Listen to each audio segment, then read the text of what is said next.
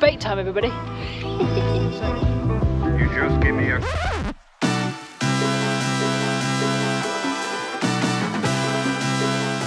We also feel like we're in someone's back garden because there's a chair there, Jen.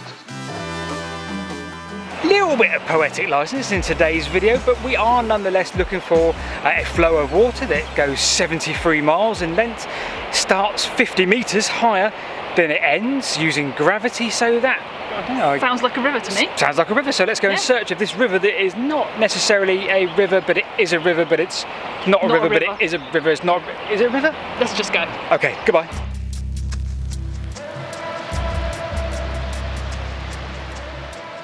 So it just so turns out that this river that isn't a river actually produced some architecture that the railway and canal engineers of a previous era would have been proud of themselves. Now, it's probably worth mentioning as well that this video wouldn't have come to our attention, or this idea wouldn't have come to our attention, if it wasn't for Jen. Hello, internet. This is Jen. You may recognise Jen, you may not, but this is Jen from Jen on the Move. We'll come to Jen's channel in a bit. And this is also Bryn. Hi, Bryn. Hello. And this is Rebecca. Hello. And I'm Paul. So join us today as we go and search. Jen, what are we doing? We're taking a look at the aqueduct where my childhood water came from. Right, so this aqueduct, I've called it a river, but this aqueduct, you could call it an aqueduct if you want to, Jen, but this aqueduct, river, supplies Birmingham with water. Yes, it does. Right, okay, we're going to go in search of this aqueduct, river, in a bit.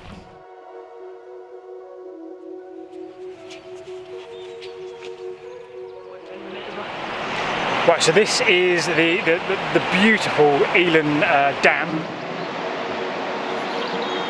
You can never ever cease to be amazed by the beauty of a dam like that, can you? The engineering is just astounding. Yeah. So right, so Jen, where we get? Jen, where's Jen gone? I know where she is.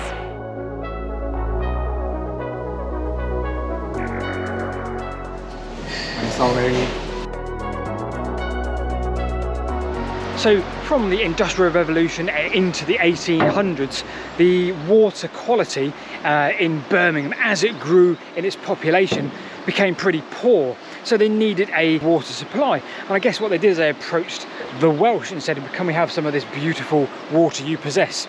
Now, what that meant was, in around 1900, they built a 73-mile pipeline from the Elan Valley and the dam we've just seen up there, all the way into Birmingham. And what we're going to try and find today are some of the wonderful architecture that's left us with. So we're going to catch up with Jen and Bryn and try and find something. But have you seen this old suspension bridge? Look at this.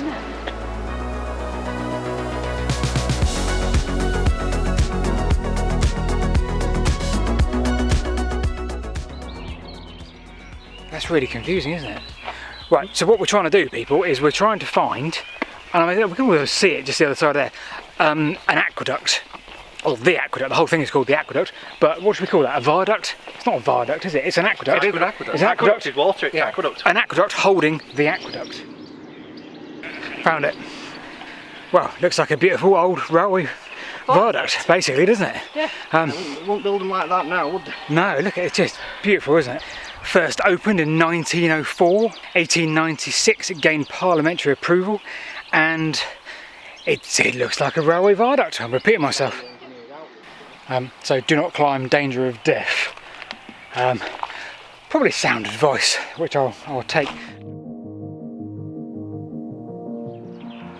So this is an oxbow road.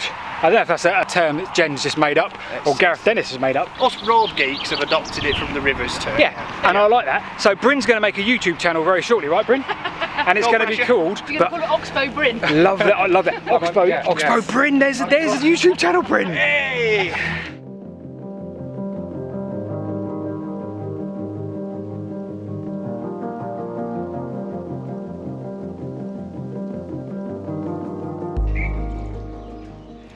It was the Clay Cross Company, and it was founded as George Stephenson and Co. in 1837. They had coal mines, ironworks, brickworks, and pipe factories, which would have provided pretty much everything you'd need, wouldn't they? So we're just trying to figure out. There's obviously some pins, I want to say, sort of restructuring, if that's the right word, the Carmel aqueduct that we've just found, and it sort of relates, as Bryn was just saying, it relates to George Stephenson company founded in 1837, sadly closed in the 90s. But yeah, obviously they were 150 years on, they were still helping reconstruct beautiful architecture like this, albeit for water rather than trains and stuff. And shame in the 80s they didn't do a good job with the new. Oh yeah, and presuming they also did that, as Jem says, presuming they did that in the 80s, the concrete atrocity that now goes over the road. I mean, for goodness sake, people have a little bit of I don't know, architectural respect. Oh yeah, absolutely.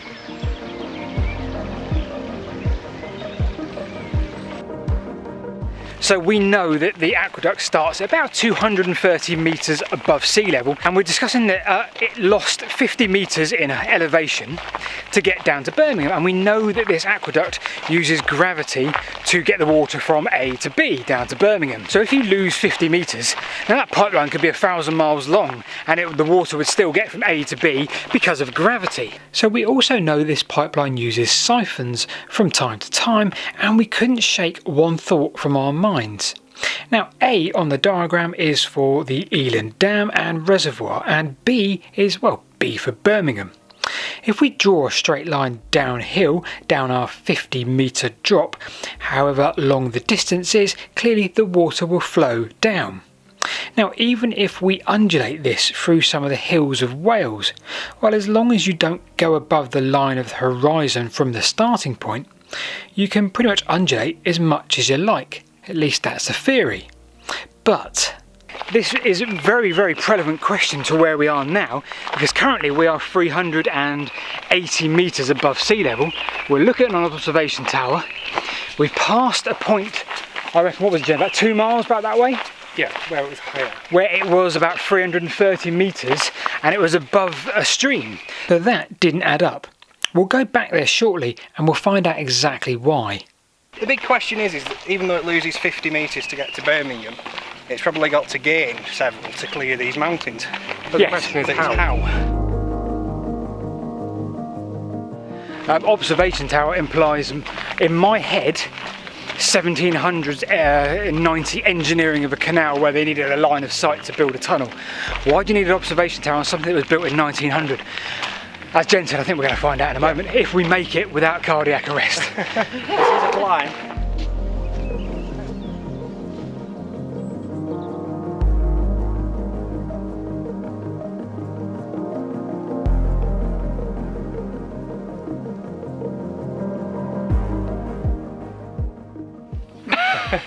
Right, so the ladder looks really ropey, isn't it? It's not actually attached to anything, it's just sort of stood there swaying in the wind. So we're not going to be stupid and climb that.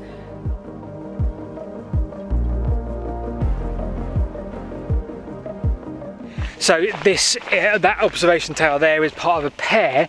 We only assume it was used as a line of sight. Now, here's the next question. We think there's an exposed bit of the aqueduct piping at 320 metres back the way we came, about 2 miles. We're going to test that theory because Jen doesn't think that's correct. Jen, you think it's deeper, don't you? I think it's deeper. I think we're going to get to this location and actually not find anything over the stream. Right. Because it would logically be too high. Yeah, So, and that highlights our point. So we're saying 320 metres is 100 metres above its starting point in terms of elevation. So if it's 100 metres above the Elan Viaduct, that's a heck of a siphon or something that's needed to power it over and above, you know, what you would think is sensible. So I like Jen's theory, but I'm not sure because the article we looked at says it's exposed above the stream. yeah. So we found the location, which looked like it was in someone's garden. Well, that didn't stop Jen, and eventually I caught up. Digging a bit deeper on the web, Cadoo has this listed as a shaft, which definitely adds up. And it turns out this was indeed part of a tunnel at around 210 metres above sea level, around about 110 metres below where we are now. So Jen was definitely right. We're looking for a shaft here, not a section that goes over the stream. We don't want to go on the land in front of us because it looks really sort of marshy and very sketchy, and we don't know what is under there. But we're going to have a quick scout over the other side and we see. So Jen, this is great. I'm really pleased that we actually did take the time that you suggested and come and find this, because at least we now, it gives us more context. This is deep level. This is at least 100 metres below us. nothing to do with what Wikipedia says, which is above the stream. Moral of the story, don't trust Wikipedia. Yeah, more absolutely. Go on to the official website. Have a Jen with you. Have a Jen as well, who will convince you to just make sure we're talking about the right thing. So this is part of the 6.8 kilometre, 100 metres below the ground. We also feel like we're in someone's back garden because there's a chair there, Jen. We had free access though, so... True. Right, everybody, right. Right. Let's have some sensible chat because we think, owing to Jen's persistence, it doesn't go above 220. Now that's interesting because now you find us just to the west of Ludlow, beautiful historic market town or town with castles and all sorts of weird and wonderful old buildings. You find us to the west in Brynwood. Not to be confused with... Not because Brynwood. Not Brinswood. Not Brynwood, which is a shame because if it was your wood, Bryn, I would expect you to be be quite rich. avoiding it right now. Yeah, so anyway, but the point being, people, there's a whole wealth of wonderful stuff up that hill which we're going to show you right now. So whilst we are coming towards the end of our journey, and despite the fact the aqueduct goes on for another 30 miles towards Birmingham, we're not going to show you that today because we're running out of time. It's now 4 PM. We want to go home and go to sleep or eat food.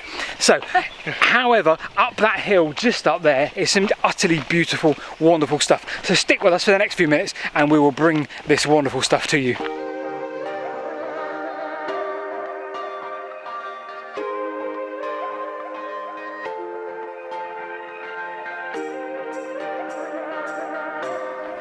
Private property, no unauthorised admittance, security cameras all round it. 1902, so this was built a couple of years before it actually ran. So Wikipedia says it's a pump house. It's not a pump house because it's gravity and siphon. One of the siphons must be under the valley just down there, because if the pipeline is at 200, 220 there, well that goes down to 180 metres. Now we just put the drone up in the air and you can see the cutting that they've made.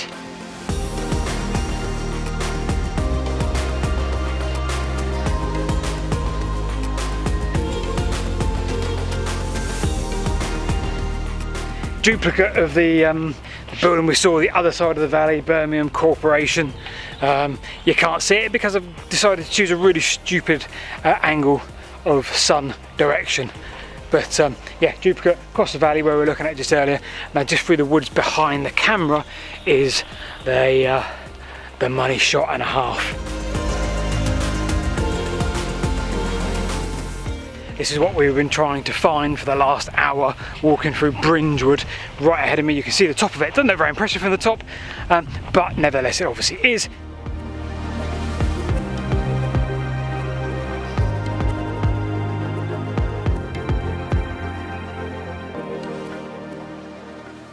There's a lot more to see that we haven't looked at today because of lack of time. So if there's stuff we've missed, let us know. What would you go and advise we have a look at on this wonderful aqueduct?